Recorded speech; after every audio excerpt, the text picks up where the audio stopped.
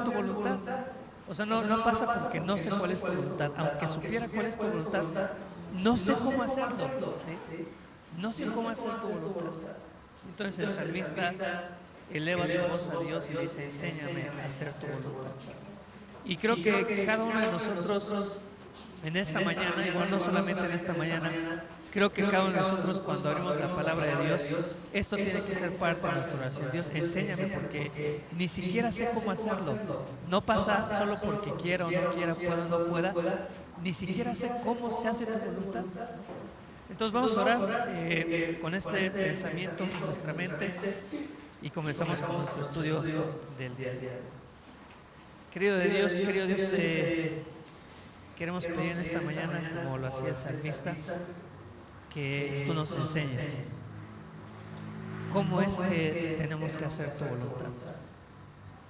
Dios, nos reconocemos tan limitados delante de ti que aunque quisiéramos con todo nuestro corazón hacer tu voluntad, la realidad es que muchas veces ni siquiera sabemos cómo hacerlo.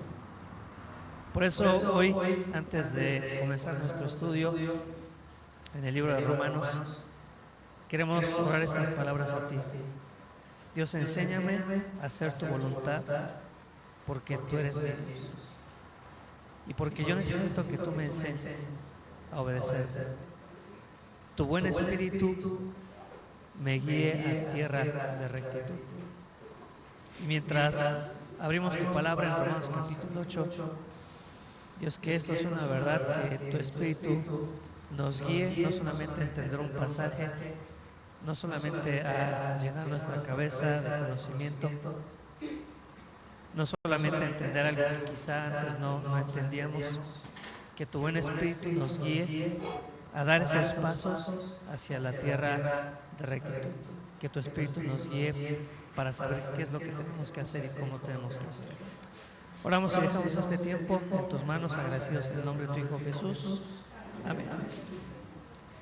Hay un dicho que es muy conocido. Creo que en ocasiones he dicho algunos que no son tan conocidos, pero este sí estoy seguro que no me va a fallar y que creo que todos lo sabemos, ¿no? Y el dicho dice: dime, ya con eso se lo tienen que saber, dime con quién andas y te diré quién eres. Dime con quién andas y te diré quién eres. Bueno, para este estudio utilicé este dicho como tema o como título, pero le hice una modificación. En vez de decir dime con quién andas y te diré quién eres, como título al mensaje de hoy yo le puse: dime cómo andas y te diré quién eres. Porque la forma en la que nosotros caminamos nuestra vida cristiana, la forma en la que nosotros vivimos nuestra vida cristiana, va a revelar realmente quiénes somos en nuestro interior. La forma en la que nosotros vivimos, la forma en la que nosotros andamos, va a ser una evidencia de realmente de qué estamos hechos o quiénes somos verdaderamente delante de Dios. No quiénes decimos ser, sino la forma en la que andamos, la forma en la que vivimos, revela quiénes somos realmente. Dime cómo andas y te diré quién eres. Y en el capítulo 7, bueno, hemos venido hablando mucho acerca de la ley. Hoy el tema cambia un poquito sin despegarnos todavía de la ley, pero mucho del pasaje del día de hoy justamente va a ser establecer un contraste entre aquellos que andan en la carne y entre aquellos que andan en el espíritu. Y mira, para mí el pasaje fue revelador. Hay algunas cosas que quizá yo no las había entendido tal cual como las quiere presentar el texto, y muchas veces yo tenía como que este pensamiento de que depende mucho de mi esfuerzo y depende mucho de qué cosas hago para andar en la carne, qué cosas hago para andar en el espíritu. Pero la realidad es que este pasaje, te voy a decir dos palabras, este pasaje es más descriptivo que prescriptivo, ¿sí? En la Biblia hay muchos pasajes que tienen esta característica prescriptiva. ¿Qué sería un pasaje prescriptivo? Que te da indicaciones, como una receta, como una prescripción médica. Hay pasajes que te dicen qué es lo que tienes que hacer, y muchas veces yo había entendido este pasaje como un pasaje prescriptivo, o sea, que me decía, bueno, si andas en la carne, no tienes que andar en la carne, tienes que más bien andar en el espíritu. Pero si bien es una de las implicaciones del pasaje, más bien es un pasaje más descriptivo que prescriptivo, ¿sí? Es decir, no es tanto un pasaje que se enfoca a decirnos, como en una receta médica, esto tienes que hacer, esto es un mandato que tienes que obedecer, esta es una instrucción que tienes que seguir, sino más bien es un pasaje que es descriptivo, más bien te va a poner una radiografía que va a describir a aquellos que están en la carne y a aquellos que están en el espíritu, y de acuerdo a esta descripción, nosotros somos capaces de identificar quiénes somos realmente delante de Dios, ¿sí? ¿Se entendió más o menos? Y ahorita vamos a explicar un poquito más en cuanto a esto de descriptivo y prescriptivo, y mientras vamos avanzando en el pasaje vamos a ir entendiendo, ¿no? Pero bueno, los pasajes anteriores, capítulo 7, hablamos por lo menos de dos cosas: de algunas bondades de la ley, es decir, algunos atributos, algunas cualidades que la ley tiene, y entre ellas hablamos que la ley nos enseña verdaderamente lo que es el pecado. Pablo decía ahí en Romanos capítulo 7, versículo 7, que él no había conocido lo que era la codicia, que él mismo no se había descubierto como una persona codiciosa, sino hasta el momento en el que conoció que la codicia era pecado. Hablamos también de que la ley expone nuestro pecado, o hace más latente, o hace más evidente nuestro pecado, porque ahí también en el versículo 8 de Romanos 7, Pablo no solamente se descubre como codicioso, sino descubre que en su corazón, o que la ley va a producir en él, todo tipo y toda clase de codicias. La ley también muestra el engaño del pecado en nuestra vida. Pablo decía que él vivía en un tiempo, o más bien, o entendido de esta manera, él pensaba que estaba vivo, pero cuando se manifestó la ley, cuando se manifestó el mandamiento, él descubrió, o él dice, yo morí. Romanos capítulo 7, versículo 9. Y después, entre algunos efectos de la ley, es decir, cuando nosotros nos ponemos frente al espejo de la palabra de Dios, o cuando nosotros nos presentamos delante de este libro, va a tener algunos efectos, y algunos de estos efectos van a ser, por ejemplo, va a producir en nosotros una mayor carga del pecado.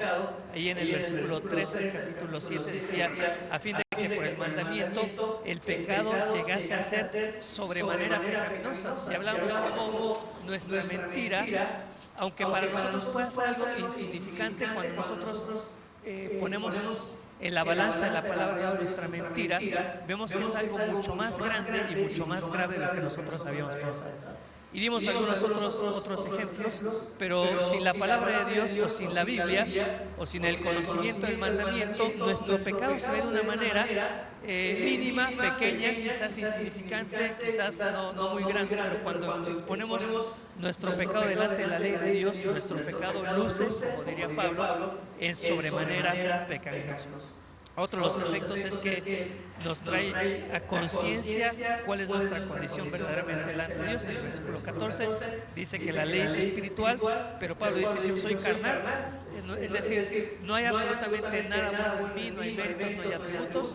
Por definición, soy, en contraste a la ley, soy un ser carnal, vendido ante cabeza. En el versículo 14. En el versículo 15, el efecto de la ley es que produce una confusión interna, dice Pablo, porque lo que hago no lo entiendo, no hago lo que quiero, sino lo que aborrezco, eso hago. También, bueno, la ley va a producir un conflicto interno, no solamente es la confusión, sino este conflicto, dice en el versículo 21, de que queriendo yo hacer el bien, hallo esta ley, que el mal está en mí.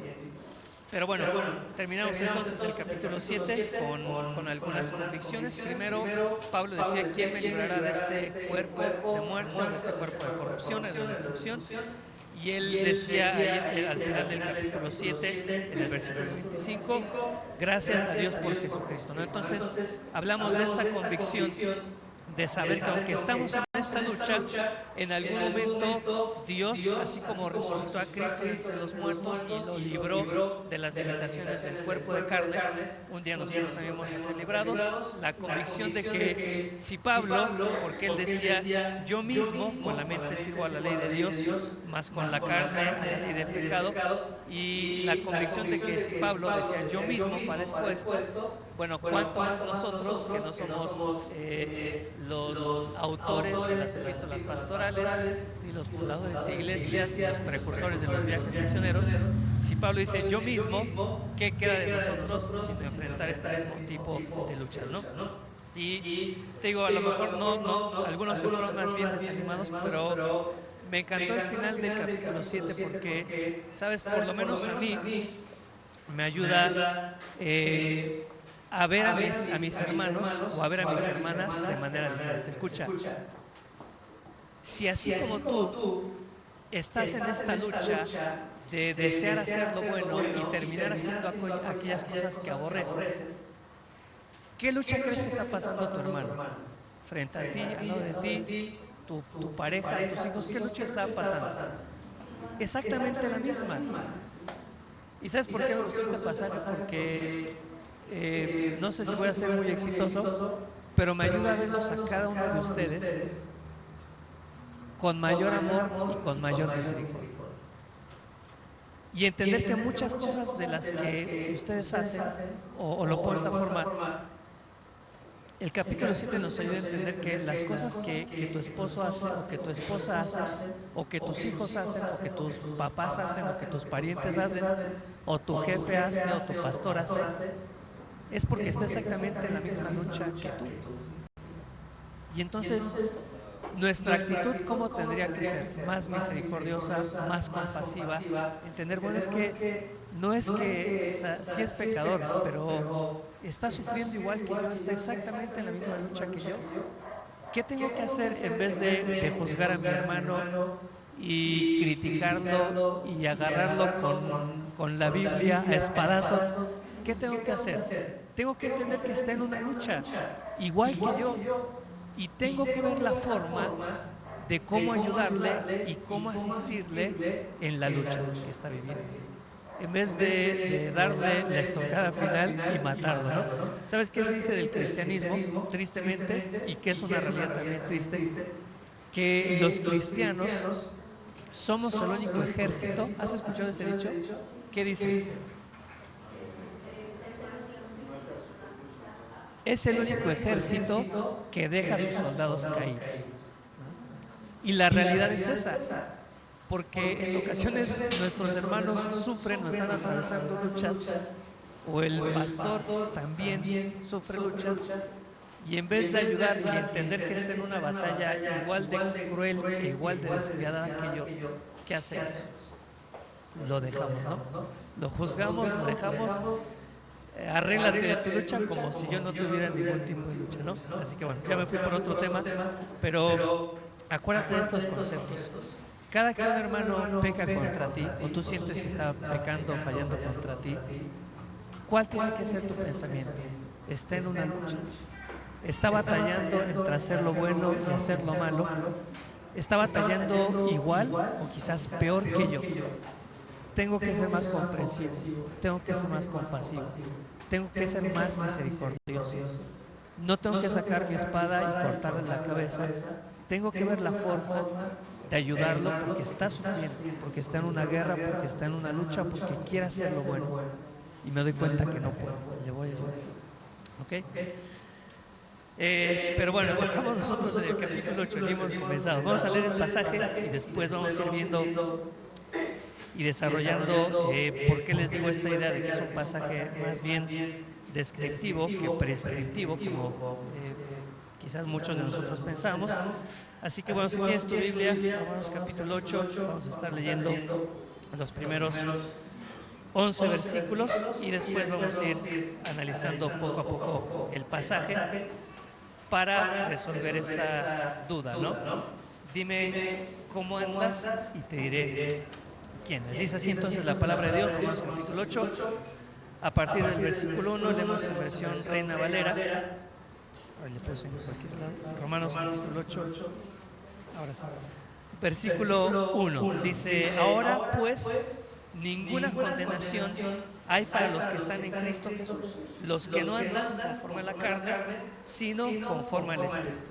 Porque la ley del Espíritu de vida en Cristo Jesús me ha libertado de la ley del pecado y de la muerte. Porque lo que es imposible para la ley, por cuanto era débil por la carne, Dios enviando a su Hijo en semejanza de carne, de pecado, y a causa del pecado, condenó al pecado en la carne. Perdón, para que la justicia de la ley se cumpliese en nosotros, que no andamos conforme a la carne, sino conforme al Espíritu. Perdón, versículo 5. Porque los que son de la carne piensan en las cosas de la carne, pero los que son del Espíritu en las cosas del Espíritu. Porque el ocuparse de la carne es muerte, pero el ocuparse del Espíritu es vida y paz. Por cuanto los designios de la carne son enemistad contra Dios.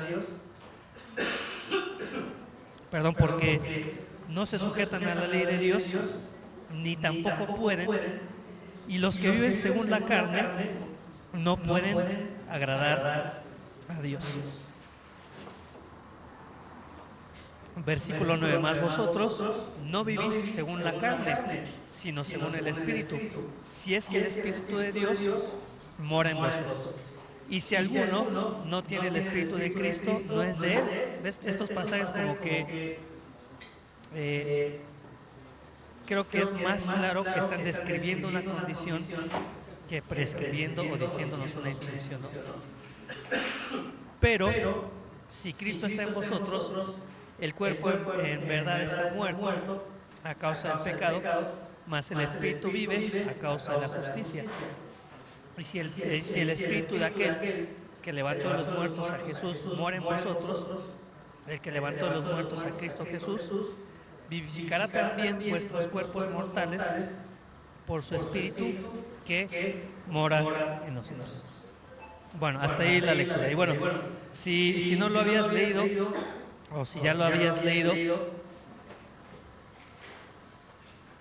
creo que es evidente que es un pasaje que a simple vista o a simple lectura requiere cierta explicación, por lo menos de algunas ideas o de algunos conceptos, ¿no? Mira, comienza el versículo 1 con una declaración de parte del apóstol Pablo. Y bueno, no solamente con una declaración del apóstol Pablo, sino con una declaración de parte de Dios mismo. Lo que nosotros habíamos visto en el capítulo 7, si tú lo recuerdas, capítulo 1, capítulo 2, 3, 4, 5, 6, si tú buscas este pronombre personal singular, primera persona, yo, te vas a dar cuenta que en los primeros 6 capítulos no vas a encontrar este pronombre. Pero a partir del capítulo 7, específicamente a partir del versículo 7, vas a encontrar una gran cantidad de ocasiones este pronombre personal yo, y no solamente el pronombre personal yo, sino también vas a encontrar otras referencias que Pablo va a hacer a sí mismo. Solamente el pronombre personal yo va a aparecer 9 ocasiones en el capítulo 7, pero también van a aparecer algunas preposiciones, por ejemplo, me, refiriéndose al mismo, algunos posesivos como mi, o algunos pronombres dativos y acusativos en primera persona. Así que todo el capítulo 7, te repito, específicamente a partir del versículo 7, lo que va a hacer el apóstol Pablo es hablar acerca de su testimonio personal. Lo que va a hacer Pablo va a ser contar cuál ha sido su experiencia al enfrentarse con la ley de Dios. Y creo que lo estudiamos bastante los domingos pasados. Pero a partir del capítulo 8, Pablo va a volver a dirigirse a su audiencia original, es decir, a los creyentes allí en la ciudad de Roma, o como lo diría allí el versículo 1 del capítulo 8, va a referirse a todos aquellos que están, dice el versículo 1, en Cristo Jesús. Y con eso Pablo se está refiriendo, obviamente, como te decía, a su audiencia original, que es la iglesia en Roma, pero también se está refiriendo a cada uno de nosotros que también estamos en Cristo Jesús. Entonces, y lo que va a hacer, Pablo va a, de alguna manera, va a retomar el tema que había tratado anteriormente, va a retomar el tema de la justificación. ¿Sí? ¿Cómo o en dónde encontramos la parte de la justificación? Bueno, justamente en la primera frase del versículo 1 dice, ahora pues, ¿qué dice? Ninguna condenación. Cada vez que nosotros nos encontramos en la palabra de Dios, y a lo mejor esto te va a recordar tus clases de matemáticas, un doble negativo se convierte ¿en qué? En un positivo. Entonces, siempre que tú encuentras dos palabras positivas, tiene por implicación un sentido positivo. Y aquí encontramos dos conceptos que son negativos. El primero, ¿cuál es? Ninguno es un concepto y es una palabra negativa. ¿Y cuál es la otra? Condenación. ¿Sí? Es también un principio, es una palabra que tiene una implicación totalmente negativa que tiene que ver con la condenación del hombre. Entonces, cuando nosotros leemos ninguna condenación, detrás de eso hay un sentido o hay un significado positivo. Este sentido o este significado positivo, bueno, justamente tiene que ver con la justificación que tenemos en Cristo Jesús. La idea de acá del versículo 1, cuando Pablo dice ninguna condenación,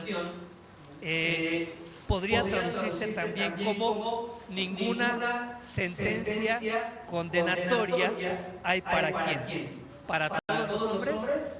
No, sino solamente para aquellos que están en Cristo. ¿Sí? La idea de mucha gente es Dios nos ama tanto y es tan misericordioso que al final de nuestros días, ¿qué va a hacer Dios? Pues a todos nos va a perdonar y todos vamos a entrar al cielo porque Dios es un Dios de amor. Pero no, la realidad es que no hay ninguna condenación en sentido negativo o hay justificación solamente para algunas personas que son aquellas que están en Cristo Jesús. No hay ninguna sentencia condenatoria. Ahora, cuando nosotros comenzamos esta serie de Romanos, recuerdas que en la introducción hablamos mucho acerca de esta carta de Romanos, pero una de las cosas que nosotros habíamos mencionado, que a mí me impactó mucho, fue que detrás de los grandes avivamientos en la historia de la iglesia cristiana, ¿qué había habido detrás de todos estos grandes avivamientos? A ver si alguien se acuerda. No, es que ya tiene mucho que vimos la introducción, ¿no?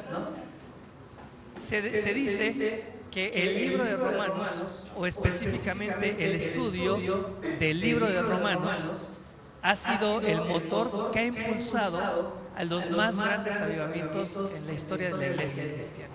¿Sí? Y también, bueno, mencionamos que muchos de los padres de la iglesia cristiana entendieron el Evangelio justamente cuando se enfrentaron a alguno de estos pasajes en el libro de Romanos. ¿Sí? ¿Se acuerdan de eso más o menos? Ya tiene mucho que lo vimos, que tampoco espero que nos acordemos de todo. Pero si yo te preguntara ¿por qué crees o cuál crees que es la razón de esto?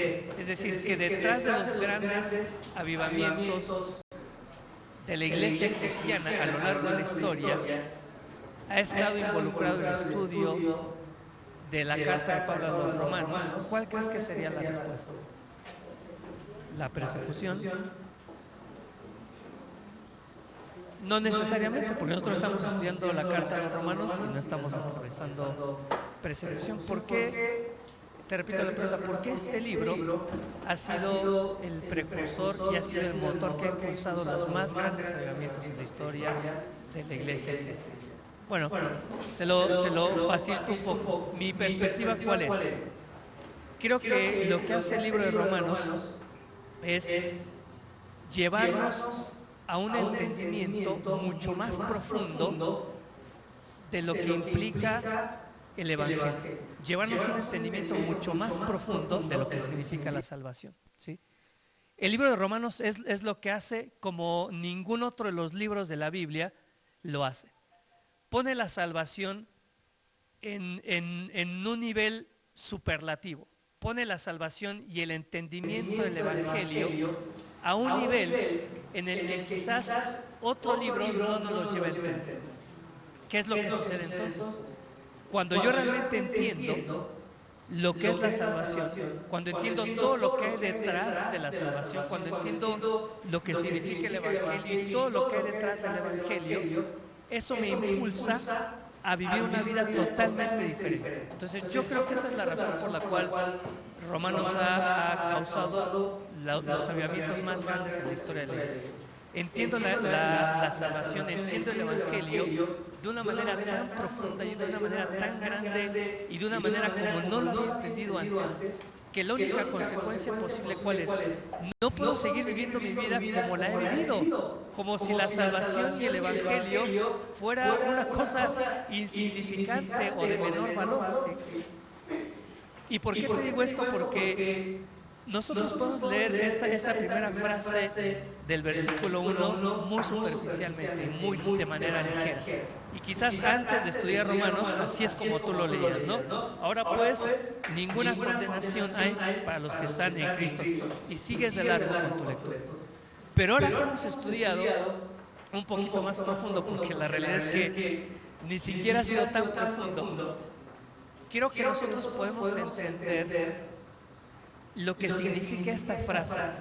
Ahora pues, o sea, hoy, en este mismo momento, no hay absolutamente ninguna condenación. No hay absolutamente ninguna sentencia en tu contra. Nada. Si estás en Cristo Jesús. Ahora escucha bien. ¿Cómo es que nosotros pasamos? Y medita en esto, ¿no? ¿Cómo es que nosotros pasamos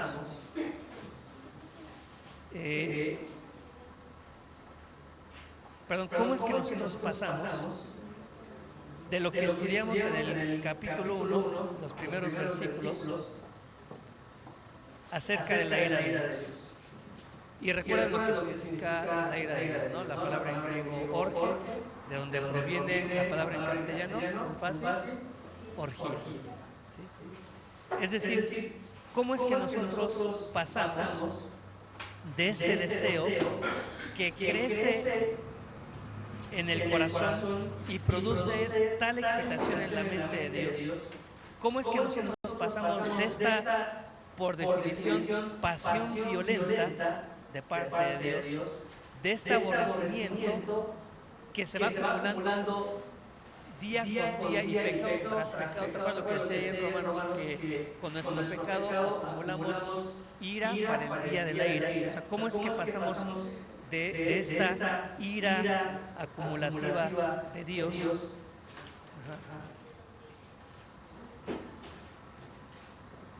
¿Cómo es que nosotros pasamos? ¿Recuerdas? La idea de los primeros capítulos de Romanos es que nos encontramos en un juicio. Sí. Y en este juicio lo que se hace es que se presentan todas las pruebas, todas las evidencias, incluso lo que dice en Romanos capítulo 3, versículos 3 al 18, es que se hace una necropsia del ser humano, de cada uno de nosotros. Y lo que se descubre es que en nuestra garganta, en nuestra lengua, en nuestros labios hay veneno, hay maldad, en nuestra boca, en nuestros pies, en nuestros ojos no hay temor delante de nosotros. ¿Cómo es que pasamos de todas estas pruebas irrefutables que nos condenan? Termina la audiencia en esta corte divina o en esta corte de Dios y el veredicto es totalmente devastador. Dice Romanos capítulo 3, no hay justo ni uno solo. Y habíamos dicho en aquel entonces que no hay tribunal de apelaciones, no puedes llevar tu caso ante alguien más. No existe un recurso tal como el amparo que te protege de todo esto. No hay forma posible en la que nosotros podamos escapar de la ley perfecta y santa de Dios. No hay forma. ¿Ves lo que nosotros hablamos cuando enseñamos este concepto de la ira de Dios? Es que nuestro mayor problema ni siquiera es el infierno. ¿Sí? Nuestro problema, ¿cuál es? Que estamos bajo ¿qué? Bajo la ira de Dios, bajo este sentimiento y esta pasión.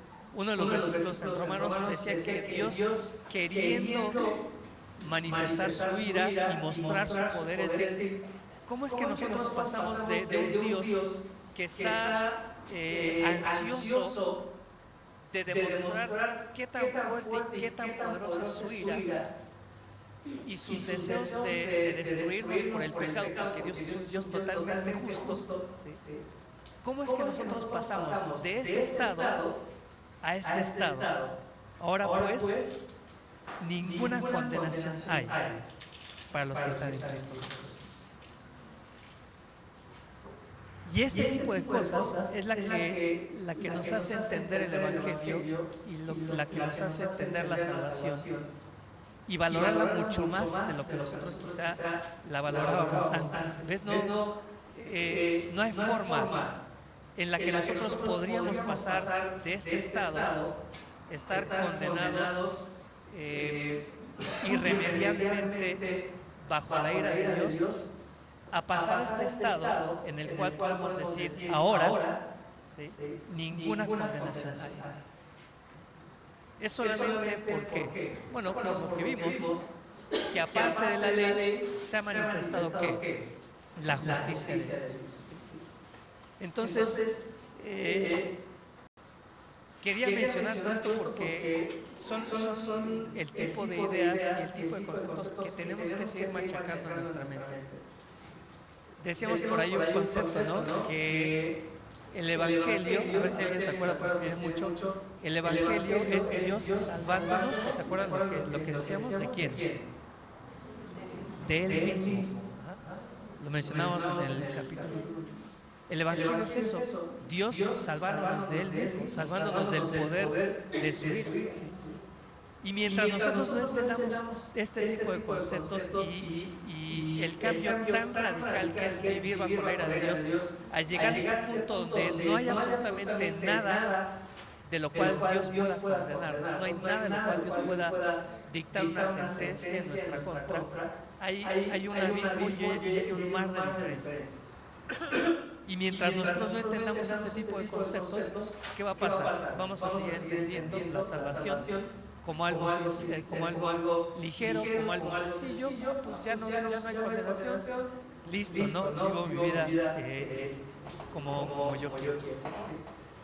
Entonces me encanta recordar este tipo de conceptos, lo que hizo Dios y lo que costó que nosotros, escucha, lo que costó que nosotros podamos llegar al capítulo 8, decir, ahora pues, ninguna condenación.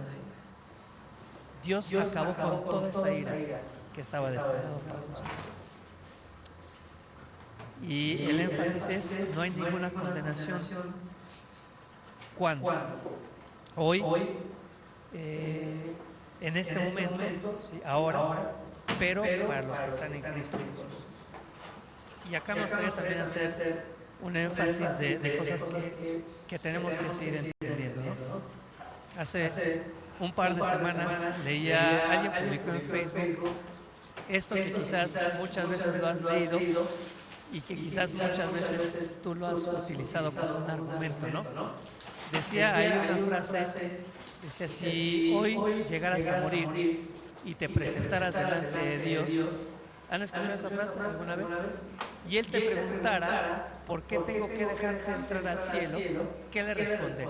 Y yo entiendo que lo puso una persona con la mejor intención del mundo y con la intención quizás de dar testimonio y de que otros lean cuál es el verdadero camino. Y la mayoría de las respuestas, ¿cuáles eran? Tú te las sabes, ¿no? No, en el contexto cristiano. ¿Por qué Dios tendría que a mí, como cristiano, dejarme entrar al cielo? Y las respuestas varían en porque un día entendí el Evangelio, porque un día lo reconocí como mi Salvador, porque un día le pedí que entrara en mi corazón, que me perdonara, que me salvara. Ahora, ¿estas respuestas están mal?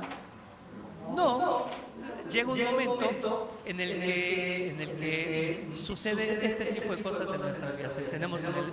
Oímos el Evangelio, entendemos el Evangelio, creímos en el Evangelio y hacemos alguna oración o clamamos a Dios, le pedimos con más o menos palabras, pero le pedimos que nos perdone y que nos salve. ¿Sí? Nada de eso. Pero ¿sabes lo que hace de una manera majestuosa Pablo acá en Romanos? Es quitar del mapa en absoluto cualquier mérito que pueda haber en el hombre por la salvación. Todas esas respuestas son verdaderas y son buenas. Pero fíjate, te doy un ejemplo. Mira, regresa ahí al capítulo, no recuerdo, creo que es desde el capítulo 5. Mira, capítulo 5, versículo 1. Esto no los apunté acá porque lo tengo en la mente y no es muy difícil. Capítulo 5 dice: justificados pues por la fe tenemos paz para con Dios. Y después, ¿qué dice? ¿Por medio de qué? De nuestro Señor Jesucristo. Vea el último versículo del capítulo 5, versículo 21, Romanos 5, 21. Para que así como el pecado reinó para muerte, así también la gracia reine por la justicia para vida eterna, mediante, ¿qué dice? Jesucristo, Señor nuestro. Ve cómo termina el capítulo 6. Romanos 6, 23. Porque la paga del pecado es muerte, mas la dádiva de Dios es vida eterna. Y después, ¿qué dice? En Cristo Jesús, Señor nuestro. Capítulo 7, el último versículo. ¿Cómo termina? Romanos 7, 25. Gracias doy a Dios. ¿Por quién? Por Jesucristo, Señor nuestro. Ya lo leímos cómo comienza el versículo 1 del capítulo 8, versículo 1. Ahora pues, ninguna condenación hay para quién, para los que están en Cristo Jesús. ¿Cómo termina el capítulo 8? Versículo 39. Ni lo alto, ni lo profundo, ni ninguna otra cosa creada nos podrá separar del amor de Dios que es en Cristo Jesús, Señor nuestro. Es decir, en algún momento sí, yo escuché el Evangelio, entendí el Evangelio, creí en el Evangelio y clamé en Dios, pero la salvación, lo que quiere dejar Pablo acá claro, es que no tiene absolutamente nada que ver con nuestros propios méritos, ni con nuestros propios esfuerzos, ni con mi entendimiento del Evangelio, ni con la oración que hice. Toda la salvación, todo el mérito, al único que tenemos que darle las gracias por la salvación es ¿a quién? A Cristo Jesús, Señor nuestro. Si tú lees toda la carta del apóstol Pablo, él nunca exalta o se atribuye mérito alguno por su salvación. ¿Qué te quiero decir con esto? Sí, somos salvos porque en algún momento oíste el Evangelio, creíste y clamaste. Pero no es gracias a eso. Todo es gracias absolutamente a Dios. A ver, ¿por qué escuchaste el Evangelio? Bueno, porque en algún momento estabas muerto espiritualmente, ni siquiera podías escuchar el Evangelio. ¿Y qué hizo Dios? Él abrió nuestros oídos espiritualmente para que nosotros escucháramos, pero ni siquiera escuchamos por nuestros propios méritos. Él abrió nuestros oídos. Después entendimos el Evangelio. ¿Gracias a quién? A nosotros no. Gracias al Espíritu Santo, porque Él es el que convence de pecado, de justicia y de juicio. Así que oímos el Evangelio porque Él nos habilitó para escuchar. Entendimos el Evangelio gracias a Él, porque lo hizo a través del Espíritu Santo. Creímos en el Evangelio porque yo decidí creer. No. La fe viene por el qué, por el oír. ¿Y el oír por qué? Por la palabra de Dios. Yo creí ni siquiera porque yo decidí creer. Oí por el efecto que tuvo la palabra de Dios en mi vida. ¿Sí? Entonces, aun cuando nosotros en ocasiones decimos todo esto, yo escuché el Evangelio, yo creí el Evangelio, yo le pedí, es absolutamente todo gracias a Dios, y no tenemos absolutamente ningún mérito de nuestra salvación. Todo lo hizo. Por eso no hay ninguna condenación para los que están en Cristo Jesús. ¿Ves? No para aquellos que hicieron una oración o para aquellos que vienen a la iglesia, el mérito es de Él. Y después hay una frase ahí, muchas de las Biblias o muchas de las traducciones no aparece esta frase: los que no andan conforme a la carne, sino conforme al Espíritu. Y muchos lo que concluyen es que esto fue un agregado en muchas de las traducciones, y que es un agregado del versículo 4. Cuando lleguemos al versículo 4, en unas 3 horas más o menos, te vas a dar cuenta que es la misma frase. Entonces, te repito, muchas traducciones no lo van a tener. Entonces, muchos concluyen que esta es una frase que se tomó del versículo 4 para hacer más claro el versículo 1. Pero no le quita significado ni le quita valor, al contrario, nos ayuda a entender quiénes son aquellos que están en Cristo Jesús. ¿Por qué? Mira, porque la realidad es que cualquier persona puede decir que está en Cristo Jesús, ¿cierto o no? Sí, cualquiera viene a la iglesia, se baña incluso, se pone su perfume, viene acá, canta, sale con su Biblia y dice, pues es que yo estoy en Jesús, ¿no? Yo estoy en Cristo Jesús. Cualquiera se puede autoproclamar cristiano, cualquiera puede decir que es hijo de Dios. ¿Sí? Pero lo que hace esta añadidura en este versículo es justamente darnos más luz de qué es lo que verdaderamente significa estar en Cristo Jesús. ¿Qué significa estar en Cristo Jesús? Bueno, los que andan en Cristo Jesús son ¿quiénes? Los que no andan, ¿cómo? Conforme a la carne, sino conforme al Espíritu. Es decir, tú puedes decir misa, puedes ponerte ahí a vender playeras de la IBM a buen precio, si la quieres te la puedes poner y puedes decir que estás en Cristo Jesús. Pero si andas conforme a la carne y no conforme al Espíritu,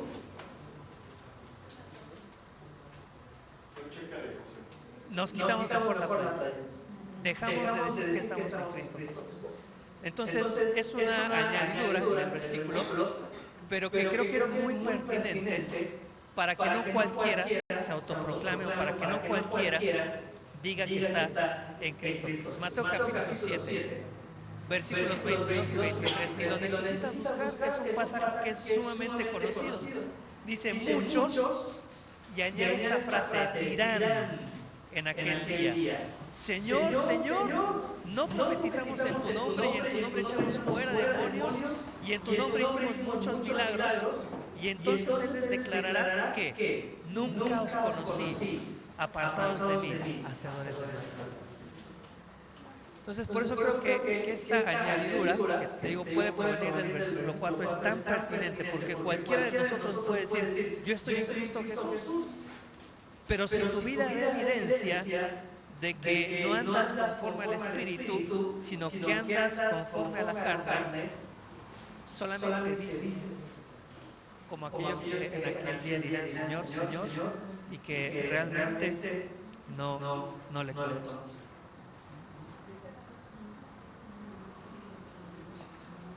No importa tanto lo que nosotros decimos ser, importa más lo que nosotros hacemos o la forma en la que andamos, diría yo el versículo 1, o la forma en la que nosotros vivimos nuestra vida. Versículo 2. Y fíjate, lo que encontramos en el versículo 1 es una declaración tajante. No hay ninguna condenación. ¿Para quién? Para los que están en Cristo. ¿Quiénes son los que están en Cristo? Los que andan en el Espíritu y no conforme a la carne. Por eso el pasaje es más descriptivo, no prescriptivo. ¿Qué está haciendo? Está prácticamente describiendo quiénes son los que verdaderamente están en Cristo. Los que andan en el Espíritu, los que andan conforme a la carne, podemos entender que no están en Cristo. Y después, a partir del versículo 2, va a describir algunas cosas. ¿Sí? Si tú te das cuenta, muchos de los versículos que siguen a continuación, versículo 2, versículo 3 y algunos más, empiezan con una palabra. ¿Qué palabra es? Porque. ¿Sí? Entonces, cada que nosotros encontramos la palabra ¿por qué?, está dando razón o está explicando lo que se lee anteriormente. ¿Sí? Versículo 2, entonces, que dice, porque la ley del Espíritu de vida en Cristo Jesús me ha librado de la ley del pecado y de la muerte. ¿Sí? Entonces, cada que tú encuentras un versículo que comienza por qué, deberías plantear una pregunta en el versículo anterior. La pregunta, ¿cuál sería por ejemplo del versículo 1? La persona que está en Cristo no anda conforme a la carne, sino anda conforme al Espíritu. ¿Por qué? sea, ¿por qué una persona ya no andaría conforme a la carne? ¿Por qué una persona andaría conforme al Espíritu? Y la respuesta es entonces el versículo 2, porque la ley del Espíritu de vida en Cristo Jesús me ha librado de la ley del pecado y de la muerte. ¿Sí? Porque una persona entonces anda conforme al Espíritu. Bueno, justamente porque Cristo le dio libertad. Ahora, este versículo, no voy a meter mucho acá, pero podría ser contradictorio a lo que leímos en el capítulo 7, versículo 14 y versículo 23. Por ejemplo, Romanos 7:14, Pablo dice: mas yo soy carnal, vendido al pecado. Y en el versículo 23 del capítulo 7, Pablo dice: pero veo otra ley en mis miembros que me llevan cautivo a la ley del pecado. Es decir, capítulo 7, Pablo dice: es que yo estoy vendido, yo soy esclavo del pecado. Pero en el versículo 2 del capítulo 8, que dice que el Espíritu de vida en Cristo Jesús me ha liberado de la ley del pecado y de la muerte. Es contradictorio. Entonces, en el capítulo 7 dice: yo estoy vendido y veo esta ley, el pecado está en mí. Pero en el capítulo 8, Pablo se contradice y dice: es que Dios me ha librado del pecado. ¿Hay contradicción o no hay contradicción? ¿Lo estamos entendiendo mal? ¿Qué es lo que pasa acá? No, bueno, lo que hace Pablo es justamente reforzar el concepto que veíamos en el capítulo 7, la lucha que tenemos, ¿sí? Aunque ya no le pertenecemos al pecado, aunque hemos sido librados del pecado, el pecado sigue teniendo injerencia en nuestra vida. Creo que la definición más clara sería esta: el pecado sigue ejerciendo poder en nosotros, aunque somos cristianos, ¿cierto o no? Sí, ¿no? Y si dices que no, pues es porque ya te moriste y no te has dado cuenta y Dios te ha santificado, ¿no? El pecado sigue ejerciendo poder en nosotros, ¿sí? En unos más, unos somos más débiles y tiene más poder, ¿no? Pero ¿qué es lo que ha perdido el pecado sobre nosotros? El dominio, ¿sí? Todavía tiene poder, pero ya no tiene dominio. Eso es lo que expresa Pablo en el capítulo 8, cuando dice: el Espíritu de vida me libertó. Significa eso: el pecado ya no tiene la autoridad final sobre mí. Antes de conocer de Cristo, lo habíamos mencionado, ni siquiera era un tema de decidir pecar o no. No podíamos hacer otra cosa. No podíamos hacer otra cosa que pecar, porque somos pecadores, ¿sí? Si eres mexicano, no puedes hacer otra cosa que ser mexicano, no tienes opción. Entonces, cuando la palabra de Dios dice que somos pecadores, no somos pecadores por lo que hacemos, sino por lo que somos, hacemos pecado. ¿Se entiende la diferencia? Yo no me llamo pecador porque hoy pequé y ayer pequé y ayer pequé y por eso soy un pecador. No, es al revés. Como yo soy pecador, por eso pequé hoy, pequé ayer, pequé antier, etcétera. ¿Cuál es la diferencia ahora? Cuando Cristo nos libera del pecado, es que sí tenemos una opción de no pecar y sí somos conscientes de lo que significa el pecado, ¿sí? No es que estamos maniatados y estamos condenados a pecar, sino que Él nos libró. Entonces no hay una contradicción acá en el capítulo 8 y el capítulo 7, sino Pablo está reforzando esta idea de que sigue habiendo una lucha. El pecado ya no nos domina, pero sí sigue teniendo influencia y sí sigue teniendo poder sobre nosotros. Y después se explica en el versículo 3, porque lo que es imposible para la ley, en cuanto era débil por la carne, Dios enviando a su Hijo en semejanza de carne al pecado y a causa del pecado, condenó al pecado en la carne. ¿Entendieron este versículo? A simple lectura. Que alguien me explique, porque yo quiero. A ver, siempre que hay un porqué, ¿qué tenemos que hacer? Plantearnos una pregunta de acuerdo al versículo anterior. El versículo anterior decía: porque la ley del Espíritu de vida en Cristo Jesús me ha librado de la ley del pecado y de la muerte. ¿Qué pregunta tendríamos que plantearnos acá? En el versículo 2, que se responde con el porqué del versículo 3. La ley del Espíritu, la vida de Cristo Jesús. No, no va por ahí.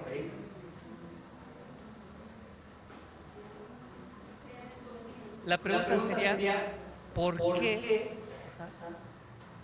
el Espíritu de vida de Cristo Jesús me ha librado de la ley del pecado y de la muerte? ¿Okay?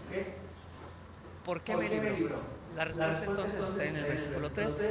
Porque lo que era imposible para la ley, es decir, lo pongo de esta manera, para la ley era imposible, ¿qué? Librarme del pecado. Para la ley era imposible librarme del pecado. La ley no produce libertad, la ley no produce mayor obediencia, la ley no produce una vida cada vez más santa. ¿Estamos? La ley no produce nada de eso. Mira, te lo pongo en términos terrenales. La ley no produce mejores ciudadanos. Hemos hablado del concepto del límite de velocidad, ¿no? Y a alguien en algún momento se le ocurre poner señalamientos de que el límite son 60. ¿Y qué es lo que eso produce? ¿Mejores ciudadanos? No. Entonces, ¿qué tiene que hacer la ley? Modificar para ver si logra producir un mejor ciudadano. Entonces, aparte de los señalamientos, dice, bueno, entonces como no obedeces, te voy a poner una infracción. ¿Y la ley produce mejores ciudadanos que respetan la velocidad? No. ¿Qué tiene que hacer la ley? Bueno, si con el señalamiento no entiendes, si con la infracción no entiendes, te voy a poner un radar, ¿sí? Y policías. Y cada de vez en cuando en la carretera vas y te encuentras un policía. ¿La ley produce entonces mejores ciudadanos? No. ¿Qué tiene que hacer la ley? Bueno, si con el señalamiento no entiendes, si con la infracción no entiendes, si con el policía y el radar no entiendes, te pongo una cámara, fotomultas. ¿La ley produce mejores ciudadanos? No. Por más que existan leyes, no produce un mejor ciudadano. Entonces, es lo que está produciendo, lo que está explicando acá Pablo. ¿Por qué Cristo me tuvo que liberar del pecado? Porque la ley, dice, porque la ley, para la ley era imposible. La ley jamás me iba a liberar del pecado, al contrario, la ley me hace ser más pecador. Dice, porque lo que era imposible para la ley, justificarnos delante de Dios, hacernos más santos, librarnos del pecado, por cuanto era débil para la carne. ¿Qué significa esto? Que era débil para la carne. ¿Significa que la ley era débil? ¿O que el problema estaba en la ley? No. El problema está en ¿dónde? En la carne. ¿Sí? Es decir, el problema no es que la ley está mal y por eso se tiene que modificar la ley. El problema es que mi carne está inclinada al pecado. Entonces, no es que la ley por sí sola esté mal, no producir santidad en mi vida. El problema es que mi carne es débil y por más que haya ley, no va a producir nada de estas cosas. Entonces, ¿qué tuvo que suceder? Y te repito, versículo 3 es la explicación del versículo 2 de cómo nos liberó. ¿Qué tuvo que hacer entonces Dios para liberarnos? Enviar a su Hijo en semejanza de carne, de pecado, y a causa del pecado condenó al pecado en la carne. Es decir, como la ley no podía liberarme del pecado, como la ley no podía justificarme, Cristo lo tuvo que hacer. ¿Cómo lo hizo? Bueno, lo explica ahí muy claramente. Dios enviando a su Hijo en semejanza de carne, de pecado. Y acá en nuestra versión no aparece, pero si tú lees algunas otras versiones, la Biblia de las Américas, creo que la Nueva Traducción Viviente, la traducción en lenguaje actual, añade una palabra y dice Dios enviando a su propio Hijo en semejanza de carne, de pecado. ¿Sí? Entonces Dios nos... ¿Sí? Venga. Paro el cronómetro porque no es mi tiempo. Exactamente. Exactamente.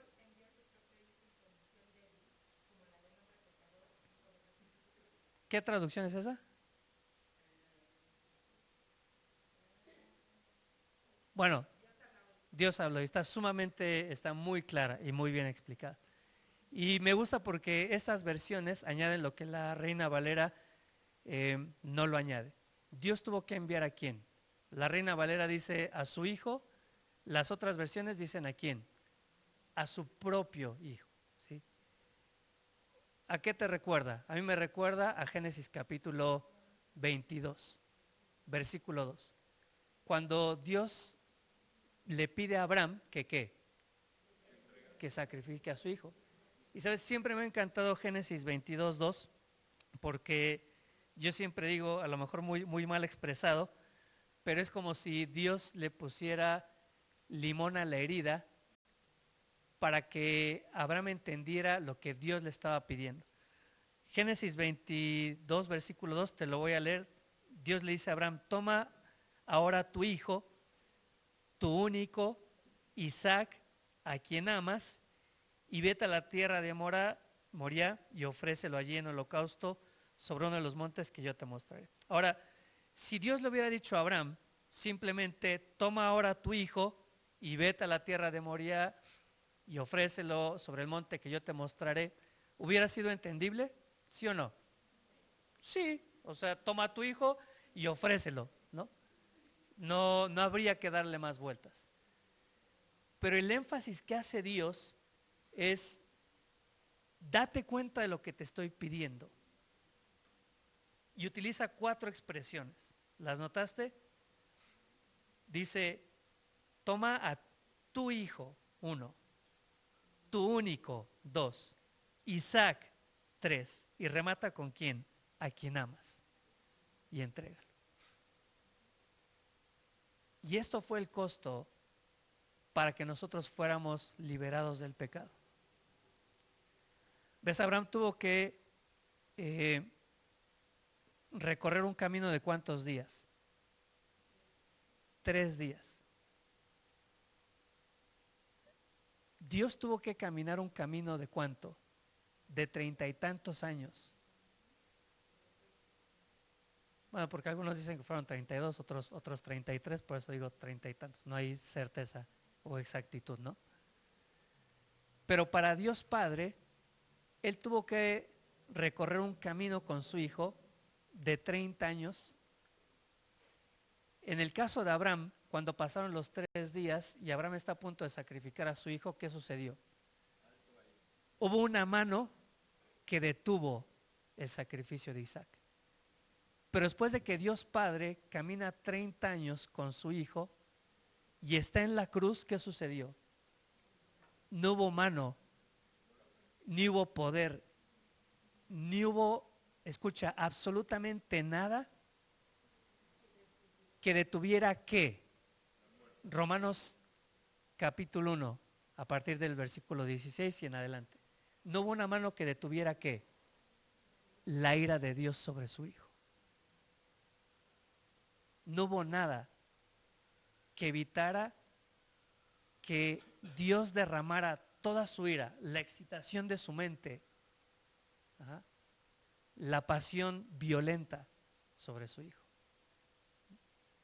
Y volvemos a esto, si no entendemos la ira de Dios del capítulo 1, no vamos a entender a profundidad lo que significan estos versículos, ¿sí? Lo que la ley no lo pudo hacer, Dios lo tuvo que hacer, enviando ¿a quién? A su hijo, o dirían las otras versiones, a su propio hijo, a su único, a quien Dios más amaba, en semejanza de carne, de pecado. Es decir, no es que en su carne había pecado, sino que había una semejanza como en nuestro cuerpo. Dice, y a causa del pecado, ahora, ¿cuál pecado? ¿El pecado de Cristo? No. Cuando Pablo dice acá, y a causa del pecado, está hablando de ¿cuál pecado? Del tuyo y del mío, del nuestro. ¿Puedes dimensionar esto? Por mi culpa, por tu culpa, por nuestra culpa, toda esa ira que estaba acumulada de parte de Dios, como el diluvio que lo contuvo lo más que pudo,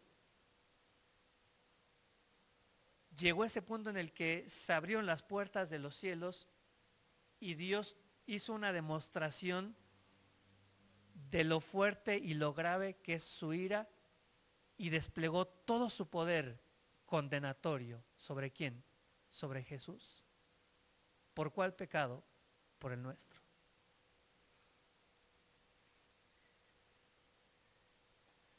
Entonces lo que la ley no pudo hacer, liberarnos del pecado, lo hizo Cristo, pero a costa de un alto precio. Y a causa del pecado, ¿qué hizo? Al final del versículo 3, condenó al pecado en la carne, ¿sí? Acabó con el pecado. Entonces, ahora entiendes por qué nosotros somos libres, porque el sacrificio de Cristo en la cruz condenó el pecado.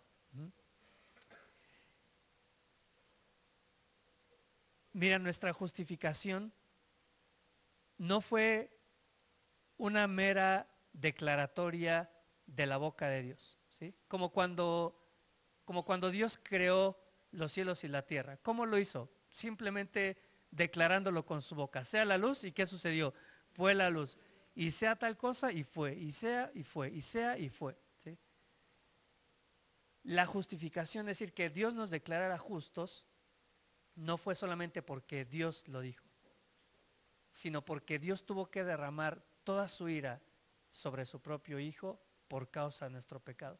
Ese fue el costo de nuestra justificación. ¿Para qué? ¿Para qué hizo Dios todo esto? Versículo 4, y sigue explicando. Y es interesante. Dice, para que la justicia de la ley se cumpliese en nosotros. A ver si entendimos esta parte. ¿Cómo se cumple, en todo esto que leímos, cómo se cumple la ley de Dios?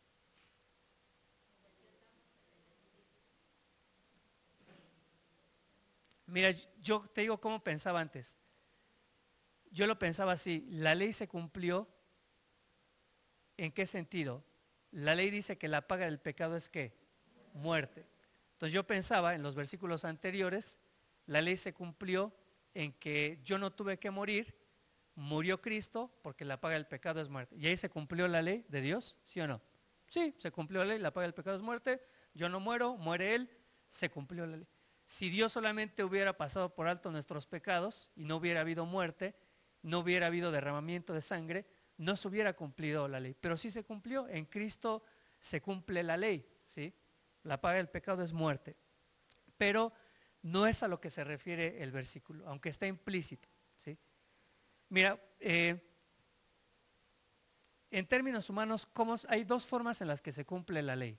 ¿Cuáles son estas dos únicas formas en las que se cumple la ley justamente? Una, si no lo haces, ¿qué pasa? Bueno, hay una pena, ¿sí? Y depende de lo que hagas, hay una pena. Entonces, si yo mato y la ley dice que son tantos años de cárcel y yo voy a la cárcel, ¿se cumplió la ley? Sí, porque eso es lo que dice la ley. Esa es una de las formas en las que se cumple la ley. Pero ¿cuál es la otra forma de cumplir la ley? No matar. Cuando yo obedezco a los estatutos y leyes y regulaciones establecidas, ¿sí? Entonces, cuando hablamos del cumplimiento de la ley de Dios, también tiene estos dos sentidos. La ley merecía un castigo, ¿sí? ¿Cómo se cumplió la ley?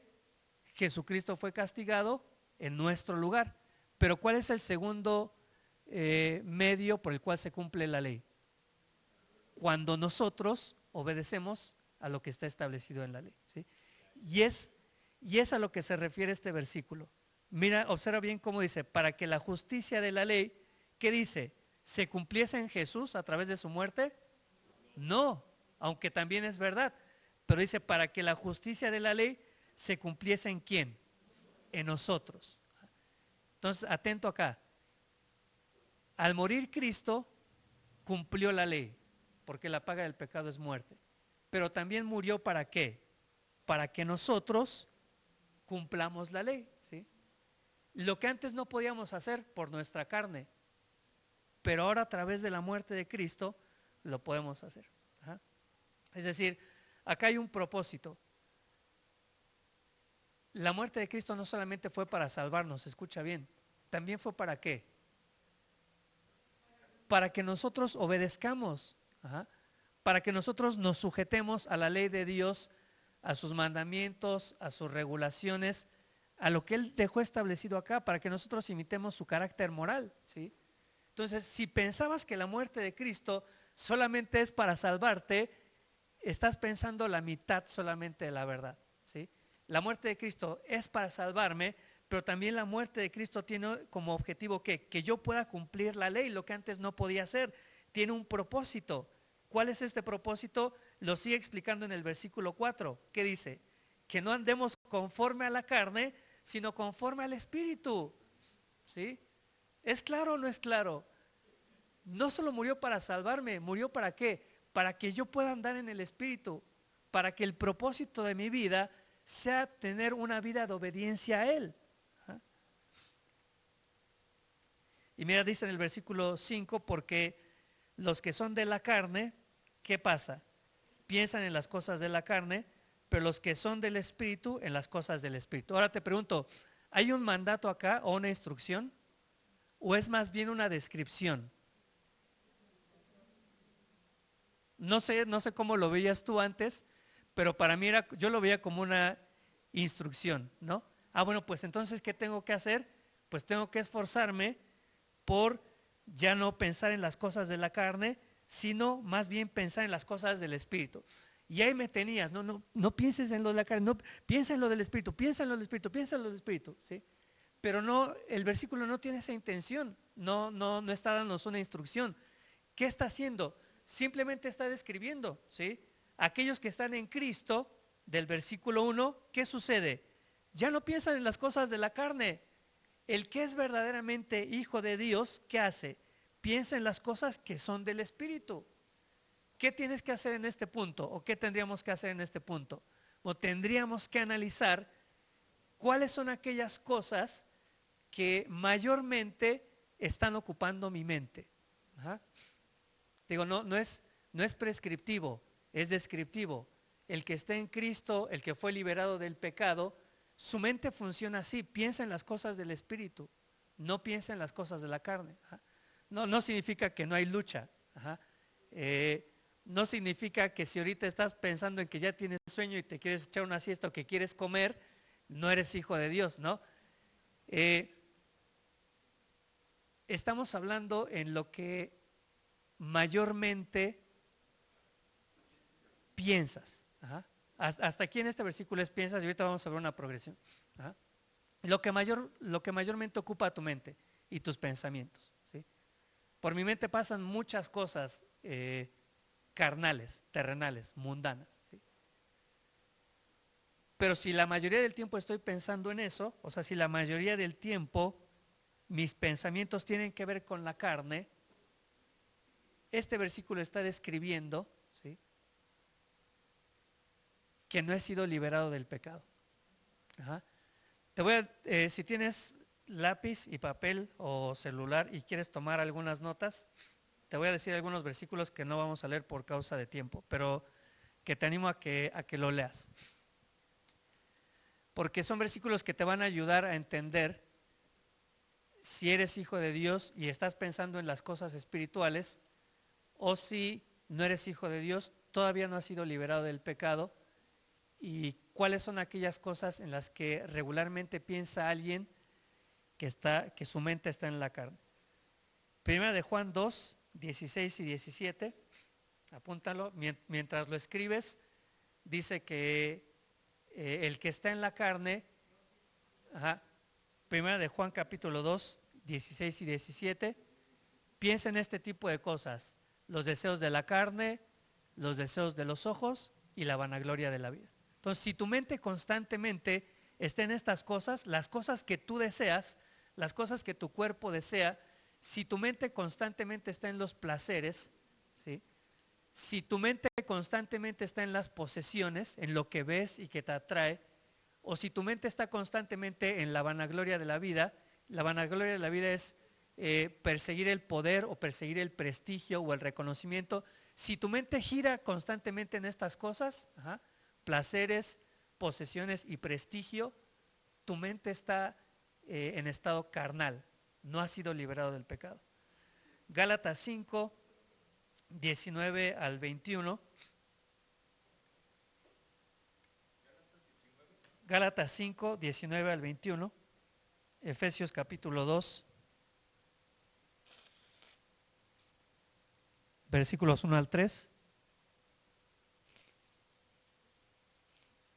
por lo menos estos tres pasajes, primero de Juan 2, 16 a 17, Gálatas 5, 19 al 21 y Efesios 2, del 1 al 3, son aquellas cosas que piensa alguien que está en la carne todavía.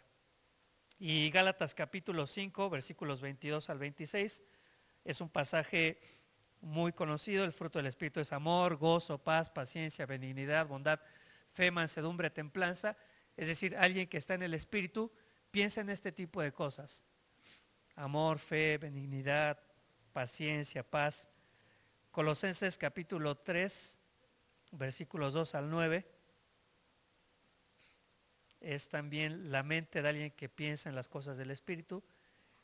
Y Hebreos, puedes leer todo Hebreos capítulo 11, sobre todo me gusta versículos 8 al 10, que hablan acerca de Abraham, y dice que él anduvo como peregrino porque tenía su mirada puesta en las cosas de arriba, etcétera, etcétera.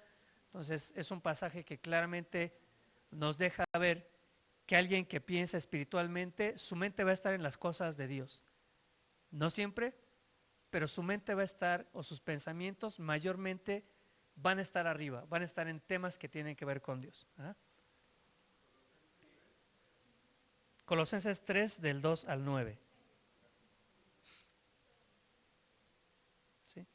Entonces, ¿ves? Este versículo no te está diciendo tienes que pensar así, tienes que pensar en las cosas del Espíritu, o tienes que pensar, o estás pensando en las cosas de la carne, tienes que cambiar.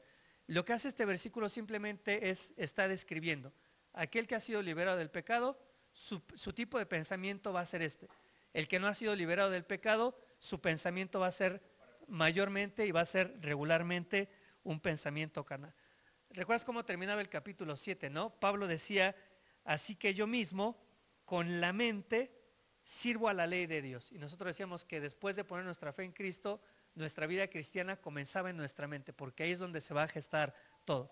Entonces, bueno, cuando leas estos versículos, así vamos terminando, haces un análisis, y en lo que tu mente mayormente se entretiene, eso va a describir si estás en la carne todavía o si estás en el Espíritu. Entonces, estos versículos, fíjate lo que dice, por ejemplo, el versículo 3: porque el ocuparse de la carne es muerte, pero el ocuparse del Espíritu es vida y paz. Entonces, regularmente muchos tomaríamos este versículo y diríamos lo siguiente: bueno, entonces tengo que ocuparme ¿en qué?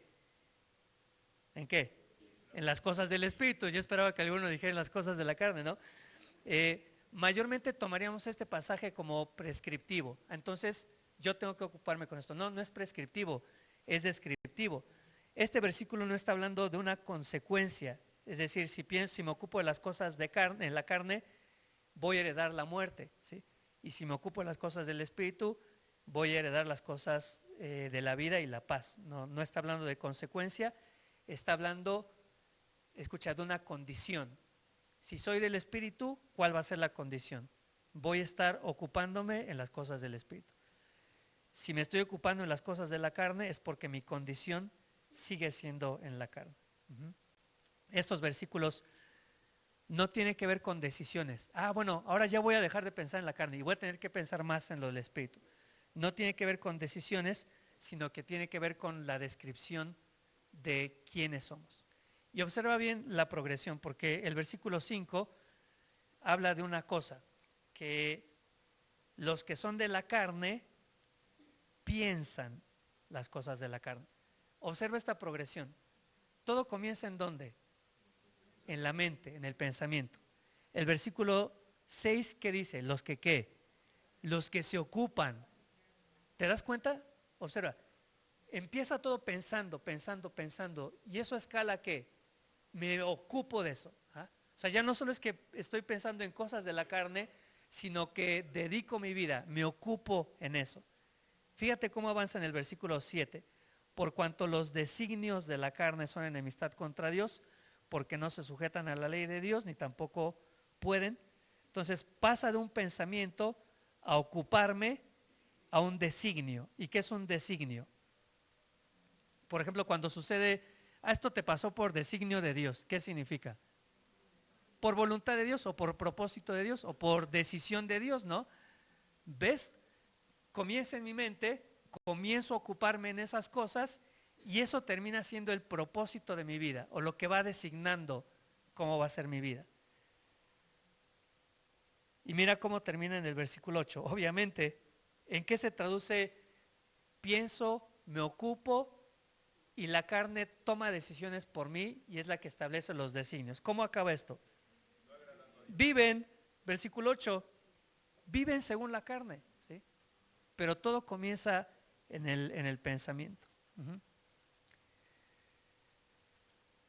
¿Por qué esto habla de inconversos? ¿Por qué esto habla de no creyente? ¿Por qué soy tan enfático en esto? O sea, si tus pensamientos constantemente tienen que ver con el mundo, seguir la corriente del mundo, placeres, posesiones, prestigio,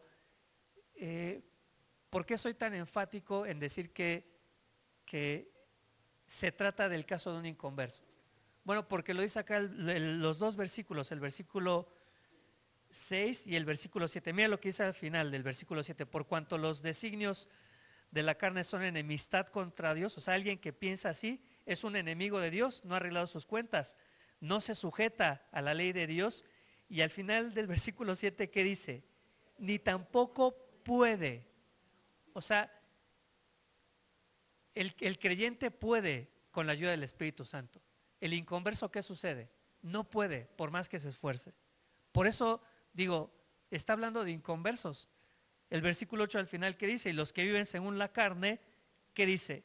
No pueden, aunque quieras y aunque te esfuerces, aunque quieras y te esfuerces, sucede que no puedes agradar a Dios, ¿no? Versículo 9, y es el contraste con aquellos que no pueden. Más vosotros, o sea, ustedes que son hijos de Dios, y observa, otra vez, no es una instrucción, no es un mandato, está simplemente describiendo. Vosotros que estáis en Cristo, ¿qué dice? No viven según la carne. O sea, un hijo de Dios no puede vivir según la carne, sino según el Espíritu. Y está el condicionante: si es que el Espíritu de Dios mora en vosotros. Y si alguno no tiene el Espíritu de Cristo, ¿qué sucede?